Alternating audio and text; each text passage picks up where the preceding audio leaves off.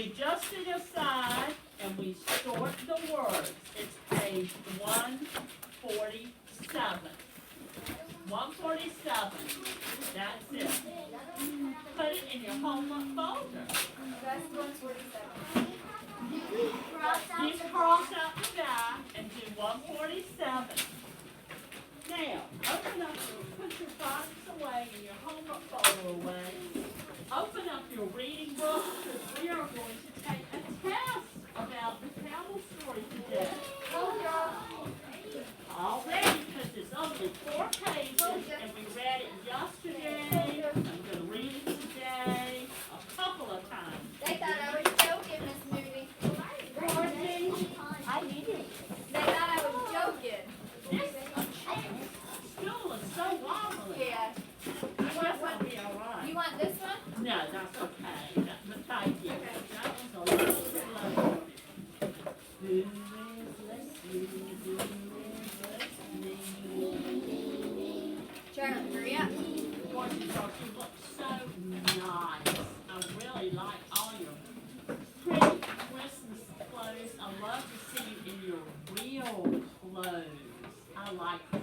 Uniforms are great, but real clothes are just special, aren't they? It's fun to have real clothes on, isn't it, Bryce? Yes, and you look so cute. Bryce even has matching socks. That looks good. All right, now let's go ahead and let all the boys stand up, just the boys, so we can see how handsome they look.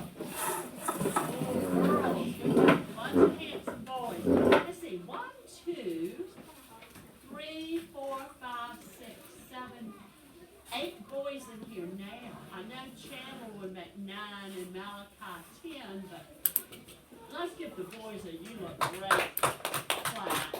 All right, boys, y'all may sit down now. Let's see how they look. Oh, look at pretty shirts and dresses and tops and leggings and bows and striped pants and pretty colors. Purple, you know, I love that. Let's give these beautiful girls a loud clap. That's so cute. Oh my goodness. Okay, have a seat. Now, listen up. We are reading a story about the camel's nose. It begins with the camel's nose. It's going to end with something else. Now, who remembers that we talked about something? Walker, what did we talk about yesterday? Sometimes people can be too what? Too kind for your own good. Sometimes you can't. So let's learn more about being too kind. Reading this.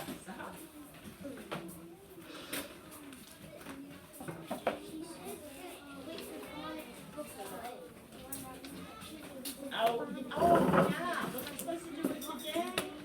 I'm sorry. I forgot. I'm sorry. It looks like hers a lot.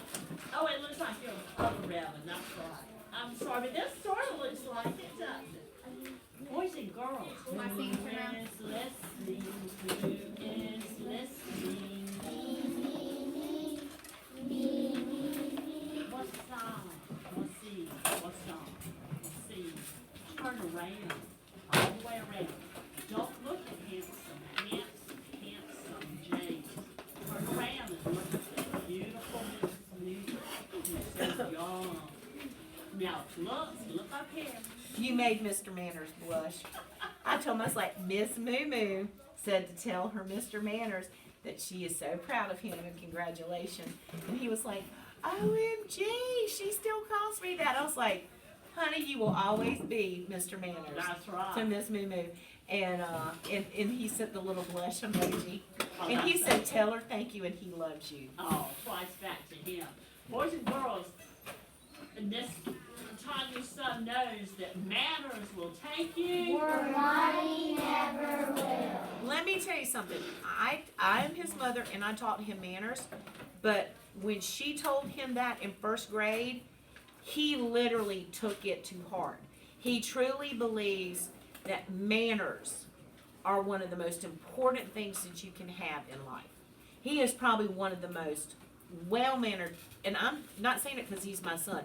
He truly is probably one of the most well-mannered young people I've ever met. He's very respectful of people, and I mean, and of his friends. I mean, he just so. Is that kind? When he taught her that in first grade, and boy, that was like the one thing he took from heart. Well, you know, my father would always tell us about if you were invited by a boss, he's interviewing you to dinner, he's going to pick, and both people are pretty much equal in Yeah. ability.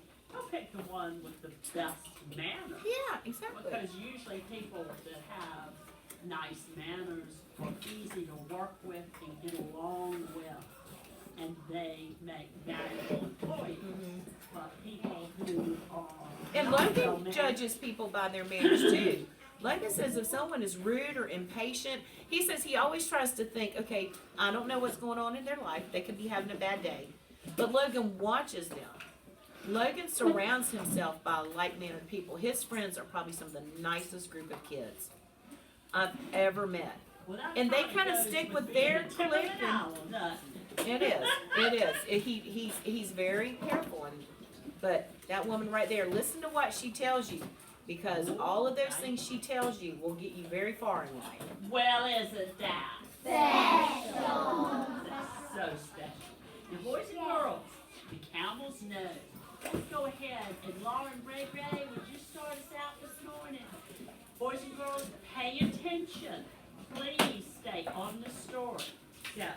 Campbell goes, one cold night, a man was sitting inside his tent. Suddenly the man's camel stuck its nose under the glass of the tent and said, Master, be good enough to let me put my head inside the tent, for it is cold outside. And what does the master say?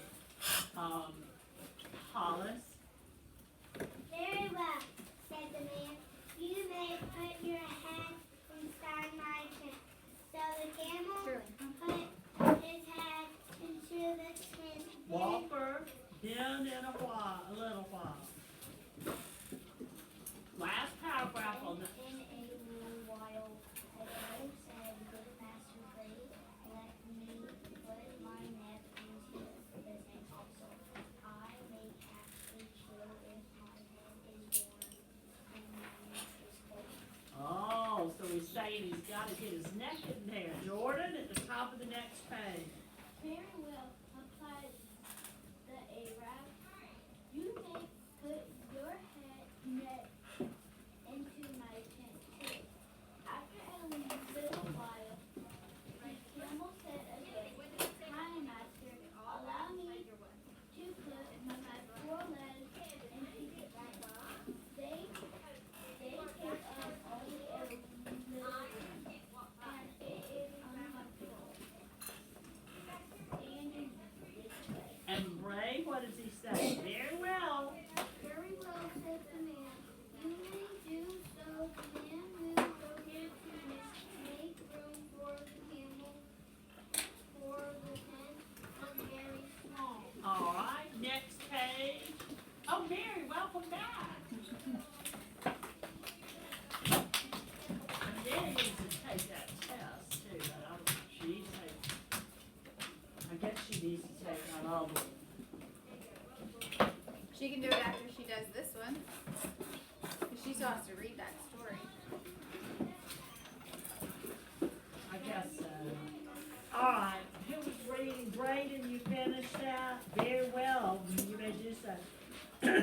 The man moved over to make room for the camel, for the tent was very small. Next, Maya. Then in a little while, said the camel, said, Generous master, heard it stand all the way inside the tent. I keep the flap of the tent open, standing this way, and the cold air rushes inside. All right, so he says, generous master. Someone who is generous gives you all kind of stuff. They give you stuff. stuff, they let you have stuff, don't they? Yeah. Yes. My mother was always such a generous person with her 5 children and with all of her friends and her church. She was always giving people things and doing things for people. Very well then, Sterling.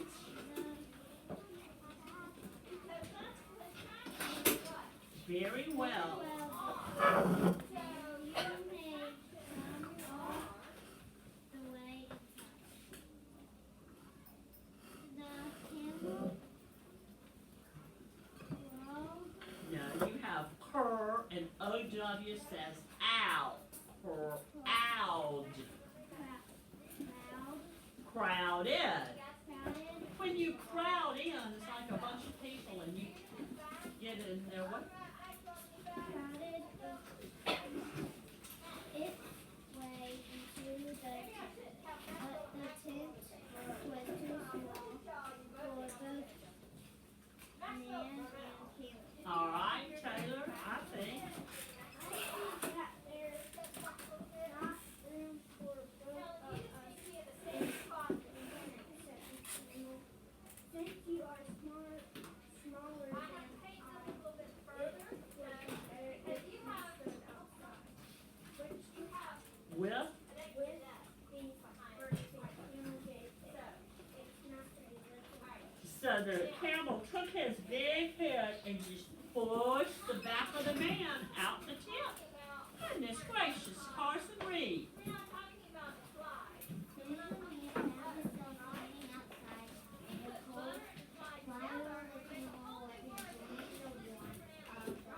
Okay, read that next paragraph, Mary.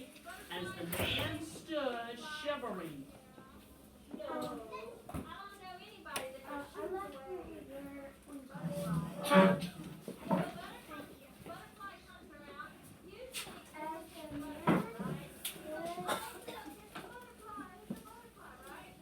I'm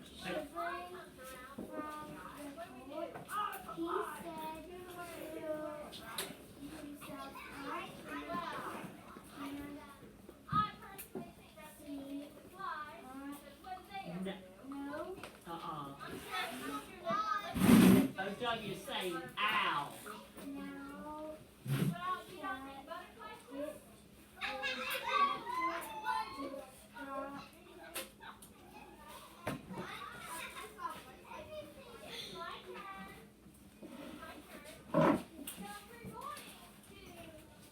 You know B-A-D. Bad.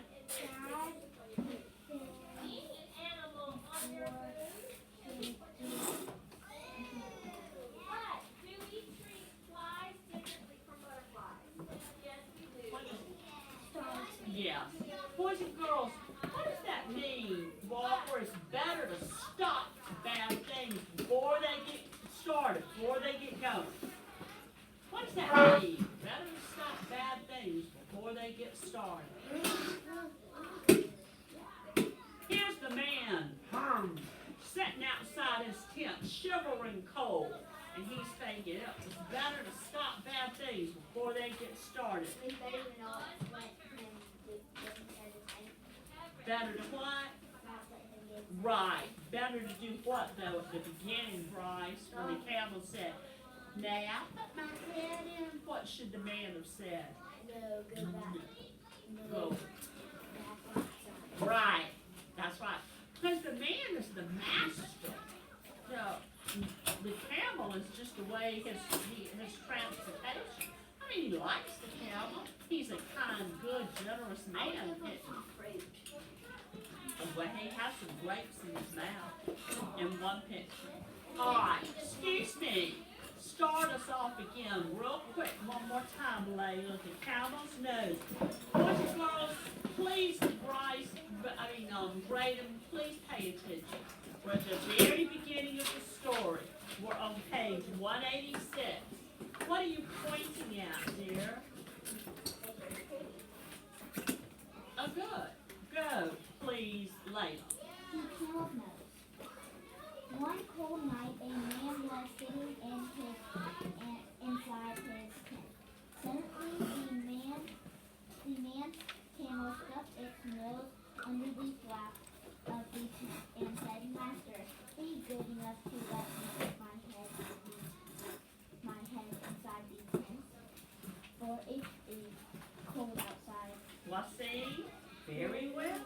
Well, said the bear, you may put your head inside my tent. So the camel put its head into my tent. Then in a little while, the camel said, Lord, Master, Pray, let me. That means please, please. pray let me put my neck into the tent. Also, I may catch Good. A chill, that means like a cold, get chilly.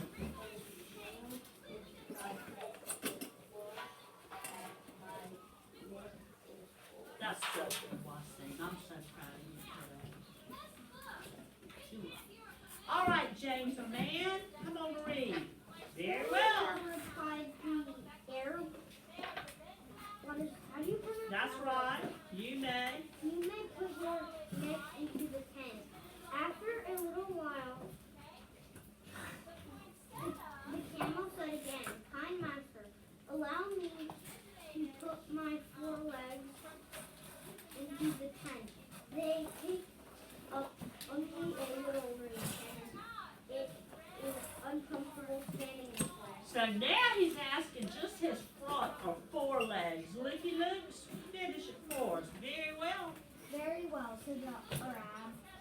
You may do so. The Arab moved over to make room for the camel, for the tent was very small. It was very small. All right, next, Xavier, we're at the top of 188. Then, in a little while more, the camel said, Generous master, I-R-E-R and you-R say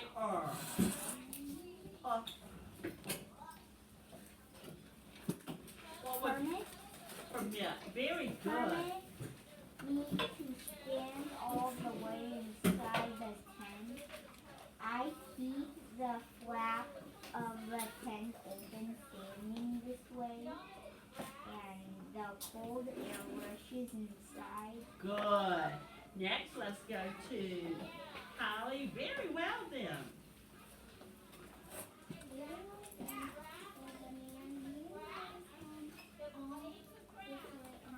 Oh, brother. He's done it now. Did you say crowded? Don't forget crowded. We had crowded in our story yesterday. Remember? They crowded under the mushroom, didn't they? Camel crowded.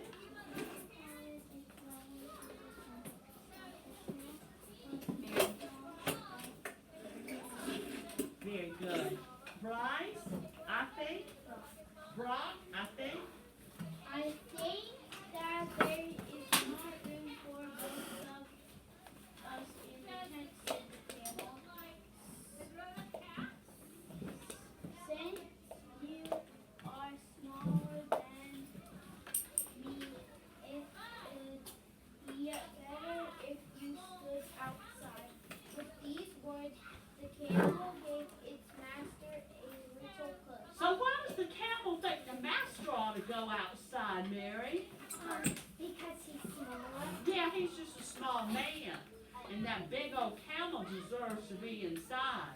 Huh? Well, the camel has fur though. Yes, the camel has fur. There's no reason for that camel to be inside. Read next for us, please, Charlotte. We're on the next page. Soon the man Soon the Arab found. found himself standing outside. Okay, boy, I bet that man's not happy now. Read for us, Bryce.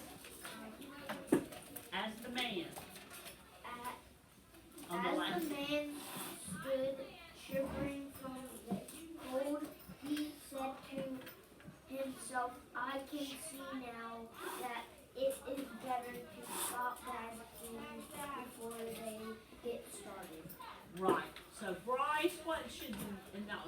good reading, right? What should the man have said to that camel? Right at the very beginning.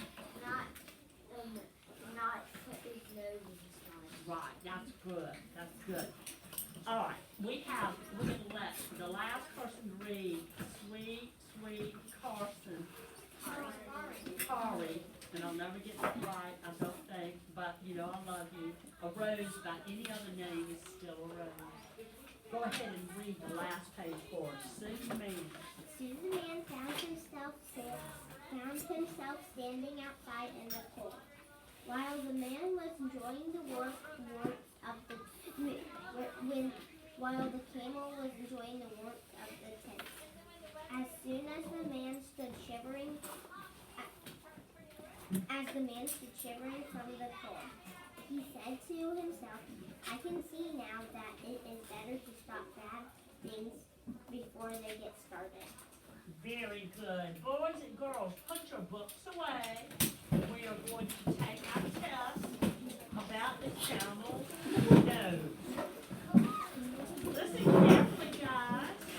This is how it goes. It's on the front and the back. So, all girls come first. Well, this is almost perfect for them. Come on, girls.